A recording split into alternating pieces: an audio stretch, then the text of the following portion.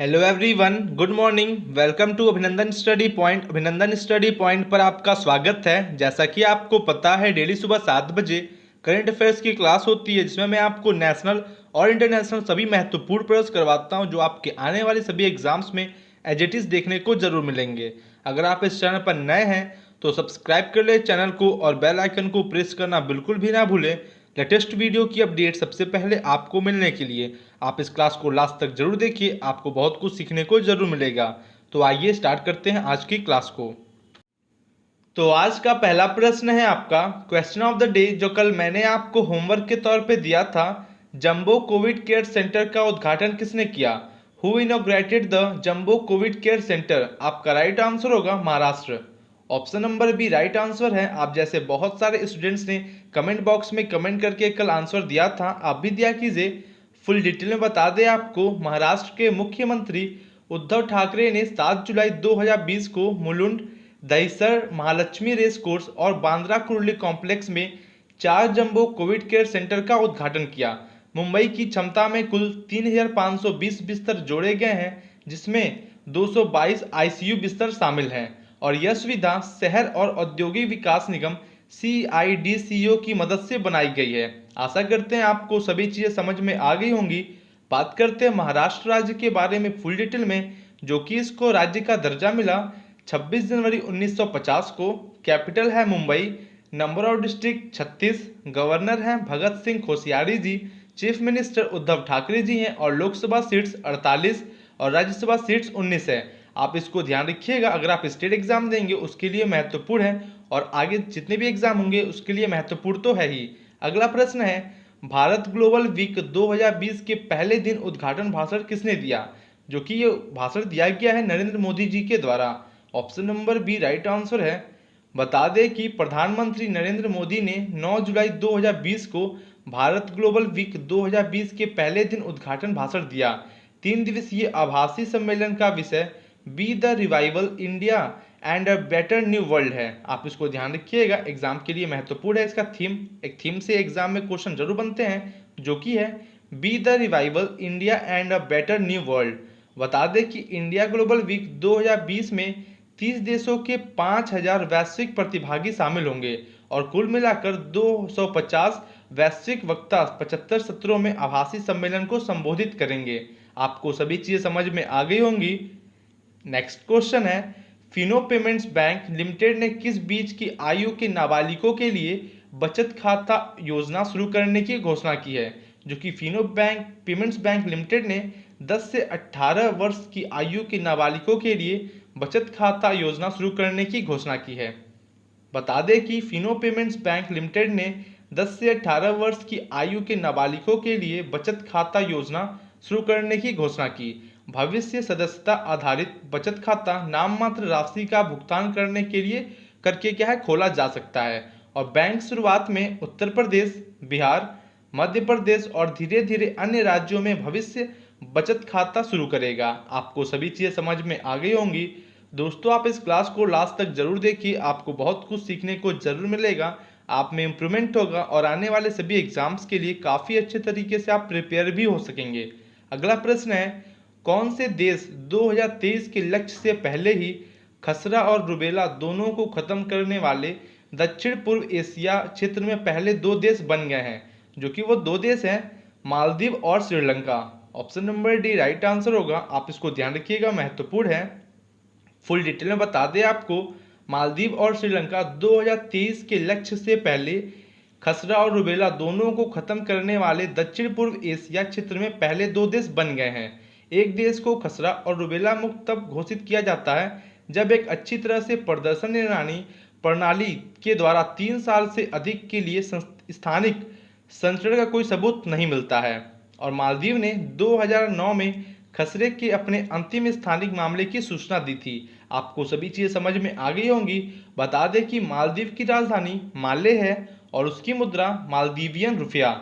आप इसको ध्यान रखिए, एग्जाम के लिए महत्वपूर्ण है। और श्रीलंका की राजधानी श्री जयवर्धनापुरे कोटे है, जो कि एक प्रशासनिक राजधानी है, और कोलंबो वाणिज्यिक राजधानी है, उसकी दूसरी राजधानी। आप ध्यान रखिएगा, कोई भी अगर कंट्री आपके न्यूज़ में है तो आप उसका कैपिटल और उसकी करेंसी एग्जाम में जरूर पूछे जाते हैं, आप उसको ध्यान जरूर दीजिएगा।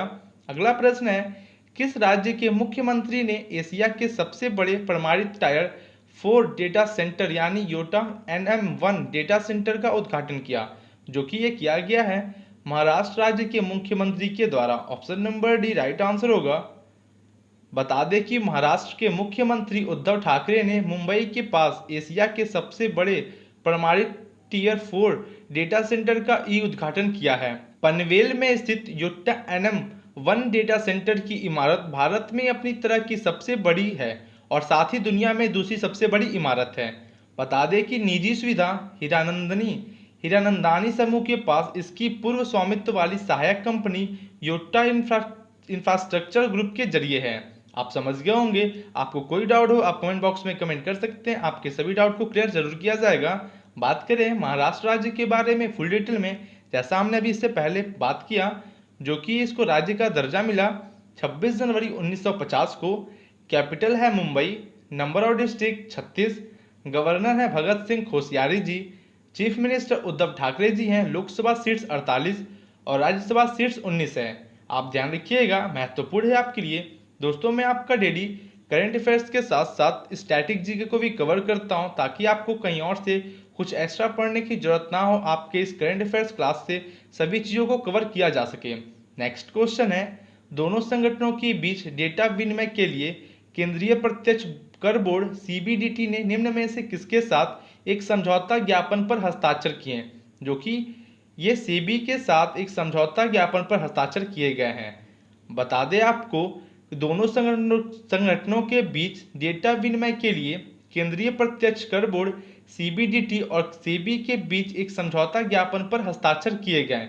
यह स्वचालित और नियमित आधार पर सेबी और CBDT के बीच डेटा और सूचना के आदान प्रदान की सुविधा प्रदान करेगा और दोनों संगठनों में अपने डेटाबेस में उपलब्ध किसी भी जानकारी का आदान प्रदान कर सकेंगे।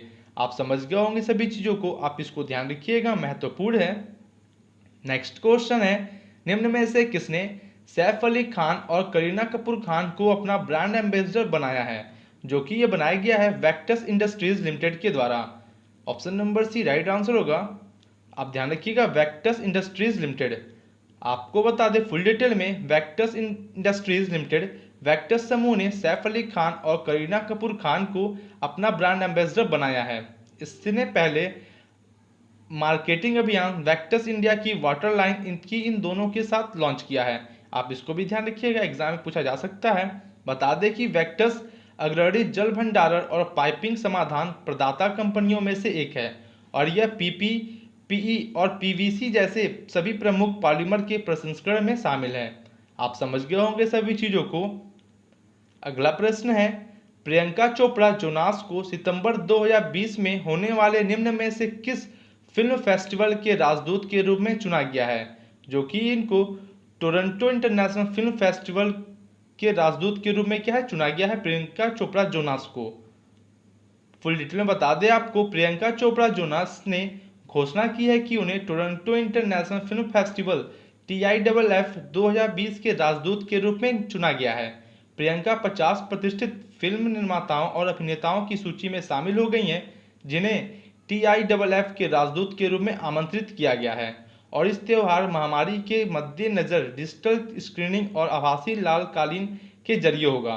यह सितंबर 10 से 19 2020 से क्या है आयोजित किया जाएगा। आप समझ गए होंगे सभी चीज़ों को। दोस्तों मैं इतना फुल डिटेल में इसलिए बात करता हूं ताकि आपके एग्जाम में क्वेश्चन कहीं से बने, आप आसानी से सभी क्वेश्चन को अपने एग्जाम में कर सकें। नेक्स्ट क्वेश्चन है, किसने virtual ministerial on climate action के चौथे संस्करण में भारत का प्रतिनिधित्व किया, जो कि ये किया गया है प्रकाश जावड़ेकर जी के द्वारा। Option number A right answer होगा। बता दें कि केंद्रीय पर्यावरण मंत्री प्रकाश जावड़ेकर ने virtual ministerial on climate action के चौथे संस्करण में भारत का प्रतिनिधित्व किया। भारत ने जलवायु परिवर्तन से निपटने के लिए बहुत महत्वपूर्ण कदम उठाए हैं और भविष्य में अपने सभी प्रयासों को क्या है जारी रखेगा। और बता दें कि जावड़ेकर ने विकसित देशों में विकासशील देशों को वित्तीय और तकनीकी सहायता देने के लिए अपनी भागीदारी करने का आह्वान भी किया। आप समझ गए होंगे सभी चीज़ों को। दोस्तों अगर आपको ये क्लास अच्छी लग रही हो तो लाइक करें, कमेंट करें और शेयर जरूर करें। अगर आप इस चैनल पर नए हैं तो सब्सक्राइब कर ले चैनल को और बेल आइकन को प्रेस करना बिल्कुल भी ना भूलें लेटेस्ट वीडियो की अपडेट सबसे पहले आपको मिलने के लिए। दोस्तों सपोर्ट कीजिए हमारे इस चैनल को, आगे हम और अच्छी क्लासेस जरूर आपके लिए प्रोवाइड करेंगे। नेक्स्ट क्वेश्चन है, विज्ञान और प्रौद्योगिकी नीति पर केंद्र सरकार की विशेषज्ञ समिति के सदस्य के रूप में किसे चुना गया है? जो कि चुना गया है आपका सीजो कुरुविला जॉर्ज को। Option number D right answer होगा। फुल डिटेल में बता दें आपको, स्टार्टअप विलेज के संस्थापक सीईओ सीजो कुरुविला जॉर्ज को विज्ञान और प्रौद्योगिकी नीति पर केंद्र सरकार की विशेषज्ञ समिति के सदस्य के रूप में चुना गया। वह 8 सदस्यीय पैनल का हिस्सा बनने वाले केरल के एकमात्र व्यक्ति हैं। आप ध्यान रखिएगा। बता दें कि विशेषज्ञ समिति की टीम को मौजूदा 2013 की नीति को वैज्ञानिक नवाचारों को दिए जाने वाले जोर के साथ अद्यतन करने का काम सौंपा गया है और विज्ञान और प्रौद्योगिकी नीति पर विशेषज्ञ समिति का नेतृत्व हरकेश मित्तल कर रहे हैं और जो विज्ञान और प्रौद्योगिकी विभाग के प्रमुख हैं। आप इनका भी नाम ध्यान रखिएगा, हरकेश मित्तल जी। आप समझ गए होंगे। बात करते हैं दोस्तों केरल राज्य के बारे में फुल डिटेल में, जो कि इसको राज्य का दर्जा मिला 1 नवंबर 1956 को। कैपिटल है Thiruvananthapuram, number of district 14, governor हैं आरिफ मोहम्मद खान जी और चीफ मिनिस्टर पिनाराई विजयन जी हैं और members of the legislative assembly 144, Lok Sabha seats 20 और राज्यसभा सीट्स 9 हैं। आप इसको ध्यान रखिएगा, एग्जाम के लिए महत्वपूर्ण है। अगर आप स्टेट एग्जाम देंगे उसके लिए महत्वपूर्ण तो है ही। नेक्स्ट क्वेश्चन है, किस देश ने ईद उल अजहा के त्यौहार से पहले बलि देने वाले जानवरों की ऑनलाइन बिक्री और खरीद के लिए एक डिजिटल हॉट शुरू किया है? जो कि ये डिजिटल हॉट बांग्लादेश के द्वारा शुरू किया गया। Option number B right answer है।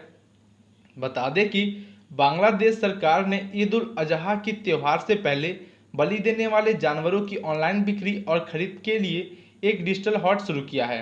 कोरोना महामारी के बीच मवेशी किसानों और व्यापारियों को वित्तीय नुकसान से बचाने के लिए और देश में संक्रमण के आगे प्रसारण को रोकने के लिए एक पहल की गई है और देश का सबसे बड़ा डिजिटल हॉट बनने जा रहा है, इसलिए महत्वपूर्ण है। आप इसको ध्यान रखिएगा।